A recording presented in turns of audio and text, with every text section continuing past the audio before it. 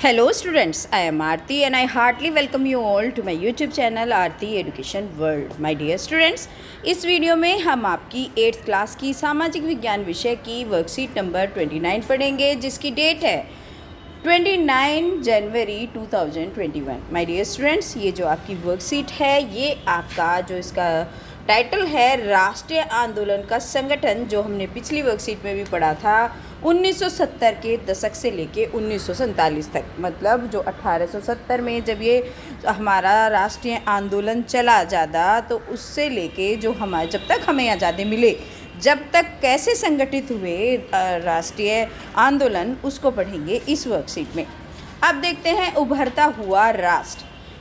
अपने सबसे पहले 20 सालों यानी कि 1885 से लेके 1905 तक की बात हो रही है। तो 20 साल कौन से पहले वाले? 1885 से लेके 1905 में कांग्रेस अपने उद्देश्य और तरीकों के लिहाज से मध्यमार्गी पार्टी थी। मध्यमार्गी उनका उद्देश्य हो चाहे उनका तरीका। मध्यमार्गी कैसे? मतलब बीच का रास्ता अपनाने वाली। मध्यमार्ग क्या होता है? बीच का रास्ता, ना ज़्यादा हिंसक ना ज़्यादा उदार, बीच वाली। उन्हें लगता था कि अंग्रेज स्वतंत्रता और न्याय के आदर्शों का सम्मान करते हैं, इसलिए वे भारत की न्यायोचित मांगों को मान लेंगे। मतलब उन्हें पहले ये फील होता था कि ये जो अंग्रेज हैं ये इतने बुरे नहीं हैं, ये भी चाहते हैं कि स्वतंत्रता मिले और न्याय मिले, और हम अगर बात करेंगे अपने न्याय मांगेंगे तो ये हमारी बातों को मान लेंगे। पहले जो कांग्रेस थे ये वाली नीति अपनाई थी कि मतलब ना हम ज़्यादा उग्र थे, वो ना ज़्यादा मार काटने पे और ना ही ज़्यादा नर्म, वो बीच का रास्ता अपना के उन्हें लगता था अंग्रेज भी अच्छे हैं, वो हमारी बात मान लेंगे। अब उनकी प्रमुख मांगे क्या क्या थी जो वो मनवाना चाहते थे? देखो, दो तरीके की मांगे थी जो कांग्रेस की थी, है ना। क्या थी? एक तो थी राजनीतिक मांगे और एक थी आर्थिक मांगे। अब राजनीतिक मांगों में क्या क्या था? विधान परिषदों में भारतीयों को ज़्यादा जगह मिले। मतलब जो सीट होती है, विधान परिषद होती है, उसमें पहले सारे अंग्रेज होते थे या थोड़े बहुत जो दो चार जो इंडियन होते थे, तो वो चाहते थे कि इसमें भी भारतीय ज़्यादा हों, क्योंकि हमारा देश है और हम ज़्यादा संख्या में हैं, क्योंकि वो लोग तो कुछ ही हैं जो हमारे ऊपर शासन कर रहे हैं। परिषदों को ज़्यादा अधिकार और परिषदों को अधिकार भी ज़्यादा दिए जाने चाहिए, उसमें भारतीय भी ज़्यादा होने चाहिए। और जिन प्रांतों में परिषदें नहीं हैं वहाँ पे भी परिषदें बननी चाहिए, ठीक है। काउंसिल, है ना, इस काउंसिल्स बनने चाहिए। सिविल सेवा परीक्षा लंदन के साथ साथ भारत में भी कराए जाने की मांग, क्योंकि पहले क्या होता था, ये IAS PCS की जो मेन एग्ज़ाम होते थे ना, ये कहाँ पे होते थे? ये लंदन जाना पड़ता था इनके लिए। तो फिर इसमें भारतीय बहुत ही कम जा पाते थे, या तो बहुत रिच हो या मतलब इस तरीके के लोग, सब नहीं जा पाते थे। तो वो ये चाहते थे कि जैसे बड़ी बड़ी परीक्षा और जो बड़े बड़े ओहदे होते हैं, बड़ी बड़ी जो पोस्ट होती है, उन पे भारतीय कैसे बैठेंगे? वो तभी बैठ पाएंगे ना जब उसके लिए क्या होगा, जब उनको जाने की पेपर में बैठेंगे तभी तो पास होगा। वो पेपर इनमें ही नहीं बैठेंगे क्योंकि लंदन में हो रही है परीक्षा, तो उनको ये वो मिले कि वो वहाँ करें। न्यायपालिका को कार्यपालिका से अलग किया जाए, और उन्होंने ये भी था उनका कि जो काम करने वाली है उनको अपना काम करे, लेकिन जो न्यायपालिका है उसको वो अलग होना चाहिए एक दूसरे से, मतलब वो स्वतंत्र होने चाहिए। ये नहीं कि कार्यपालिका जो कर रही है उसी के अकॉर्डिंग जो कोर्ट है वो भी अपना न्याय दे, है ना। वो चाहते थे कि कोर्ट स्वतंत्र हो और वो अपना न्याय दे। आर्म्स एक्ट का निरस्त करना और अभिव्यक्ति व बोलने की स्वतंत्रता। आर्म्स एक्ट मतलब जो ये आर्म्स एक्ट लगा दिया था कि हथियार नहीं रख सकते, इसको वो मना कर दें। और जो लोगों को प्रेस की स्वतंत्रता नहीं थी, लोग अपने विचार नहीं बोल पाते थे, अपने चीज़ों को रख नहीं पाते थे, तो उनको वे चाहते थे कि लोगों को बोलने की और अभिव्यक्ति की स्वतंत्रता मिले।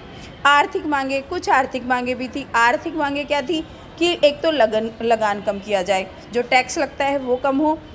आर्थिक का मतलब होता है पैसे से संबंधित सारी चीज़ें, और यहाँ है जो आपकी पावर से संबंधित। ये राजनीतिक मांगों को आप ऐसे समझो, लिखना तो आपको राजनीतिक मांगे हैं, लेकिन इनको समझो राजनीतिक मांगे यानी कि पावर, और आर्थिक मांगे यानी कि मनी, इस तरीके से समझो आप।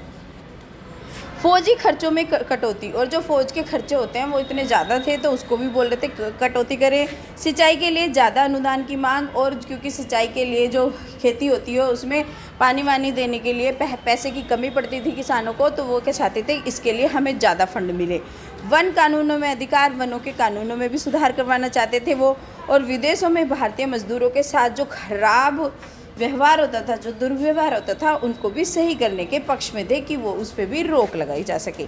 ठीक है, तो ये थी कांग्रेस की मांगे 1885 से 1905 के बीच में। ठीक है मेरे प्यारे बच्चों, उनका उद्देश्य देश की स्वतंत्रता न होकर शासन प्रशासन में सुधार तक सीमित था। मतलब वो ये नहीं चाहते थे कि इंडिया फ्री हो जाए। अभी तक उनकी ये नहीं थी कि हमारे यहाँ से अंग्रेज चले जाएं, बल्कि वो ये चाहते थे अंग्रेज तो रहें, लेकिन वो ये चाहते थे कि अंग्रेज बेशक यहाँ रहे हमारे ऊपर राज करें, लेकिन तरीके अच्छे हो जाएं उनके, मतलब हमारे लिए अधिकार हमें पूरे मिल जाएं। स्वतंत्रता नहीं चाहिए थी, उस टाइम स्वतंत्रता का ख्याल नहीं था किसी के अंदर।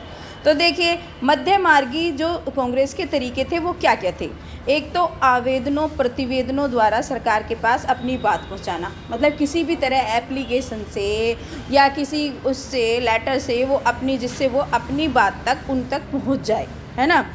जनमत निर्माण के लिए प्रतिनिधियों द्वारा प्रयास, और वो ये चाहते थे क्योंकि विधान परिषदों में भारतीय मेंबर ज़्यादा हो और सब जगह भारतीय परिषद हो, इससे ये है कि जो जनमत है जो है उसमें जो उनके मतलब हमारे प्रतिनिधि हो, हमारे रिप्रेजेंटेटिव हो, हमारी बात कह सकें उसमें। भाषणों में अंग्रेजी सरकार के कानून की निंदा करके, और मतलब अगर वो कुछ गलत कर रहे हैं तो अंग्रेजी सरकार अगर कुछ गलत कर रही है तो उसको भी मतलब वो क्रिटिसाइज़ कर सके। ऐसा नहीं है कि प्रेस को फ्री छोड़ा जाए, जैसा उनको फील होता है वो लिखे, ऐसा नहीं कि उसको रोक दे। लेखों द्वारा, और आर्टिकल वही है ये उससे, और अखबार के द्वारा। तो ये कैसे, ये तभी संभव हो पाएगा जब क्या होगा, जब प्रेस की स्वतंत्रता होगी, जब मीडिया को स्वतंत्रता मिलेगी, वो अपना पक्ष रख पाएँ। ठीक है, तो ये हो गया हमारा वर्कशीट का कंटेंट। अब कर लेते हैं इसके बेहद ही आसान से 4 क्वेश्चन है बच्चों, उन्हें कर लेते हैं फटाफट। सबसे पहला क्वेश्चन है आपका वर्कशीट में, आपके विचार से अपने आरंभिक वर्षों में कांग्रेस ने विधान परिषद में भारतीयों को ज़्यादा जगह देने की मांग क्यों की होगी। तो इसका आंसर आप इस तरीके से लिखेंगे, मैंने छोटे आंसर लिखेंगे हैं बिल्कुल परफेक्ट, ताकि भारतीय विधेयकों को ज़्यादा से ज़्यादा मुँह के मिले अपनी जनता की समस्याएं सरकार तक पहुंचाने के लिए, साथ साथ ही संकट में भी अपना महत्वपूर्ण क्या करने के लिए, अपना महत्वपूर्ण योगदान निभा पाए। ठीक है, चलिए अब आगे आया प्रश्न नंबर 2। अभिव्यक्ति की स्वतंत्रता की मांग आरंभ में ही एक प्रमुख मांग क्यों थी। अगर अभिव्यक्ति की स्वतंत्रता नहीं होगी तो प्रत्येक व्यक्ति को सरकार का डर होगा और अपने विचार रखने में हिचकेगा। ठीक है, तो ये लिख देंगे आप प्रश्न नंबर 2 का उत्तर। प्रश्न नंबर 3, आरंभिक वर्षों में अपनी मांगों को रखने के लिए कांग्रेस ने किन किन तरीकों का सहारा लिया। तो अभी तो हमने पूरा वेब चार्ट देखा है, ये जो आपका ये जो आप वेब चार्ट देख रहे हैं ना, ये वाला आप ये भी बना सकते हैं। अगर अपनी कॉपी में बनाना चाहें बच्चों, ये वेब चार्ट बना देना, बीच में ये अलग कलर का कर देना और एरो लगा के ये सब कर देना। और अगर आप वेब चार्ट से नहीं लिखना चाहते, आंसर अलग तरीके से लिखना चाहते हैं, तो आप इस तरीके से क्वेश्चन का आंसर भी लिख सकते हैं। लेखों के द्वारा, भाषणों में अंग्रेजी सरकार के कानूनों की निंदा करके, जनमत निर्माण के लिए, प्रतिनिधि द्वारा प्रवेश और आवेदन प्रतिवेदन द्वारा। तो ये सारे तरीके थे जिनसे जो कांग्रेस है उसने अपनी मांगे रखी। चौथा क्वेश्चन जो लास्ट क्वेश्चन है इस वर्कशीट का, क्योंकि कांग्रेस के आरंभिक तरीकों को आपके विचार में मध्यमार्गी क्यों कहा गया। मध्यमार्गी क्यों कहा गया था? क्योंकि उस समय में कांग्रेस को लगता था कि अंग्रेज स्वतंत्रता और न्याय के आदर्शों का सम्मान करते हैं, इसलिए वह भारत की न्यायोचित मांगों को मान लेंगे और इसलिए हमें उनके सामने प्रस्ताव रखना चाहिए। न्यायोचित है बच्चों, ये न्याय, देखो मैं बताती हूँ क्या करना है आपको। ये न्यायों में इसको ओ की मात्रा लगाओ और इसके साथ ये चित लगा दो, न्यायोचित। ठीक है, न्यायोचित मांगों को मान लेंगे, इसलिए हमें उनके सामने प्रस्ताव रखना चाहिए। तो बच्चों ये हो गई आज की आपकी सोशल साइंस की वर्कशीट। होपफुली वीडियो आपको पसंद आई होगी। तो बच्चों वीडियो को लाइक करें, चैनल को सब्सक्राइब कर लें अगर आप नए आए हैं चैनल पर, अपने दोस्तों के साथ शेयर करना बिल्कुल भी ना भूलें और कमेंट सेक्शन में ज़रूर लिख के जाएँ कि आपको वीडियो कैसी लगी। Thank you.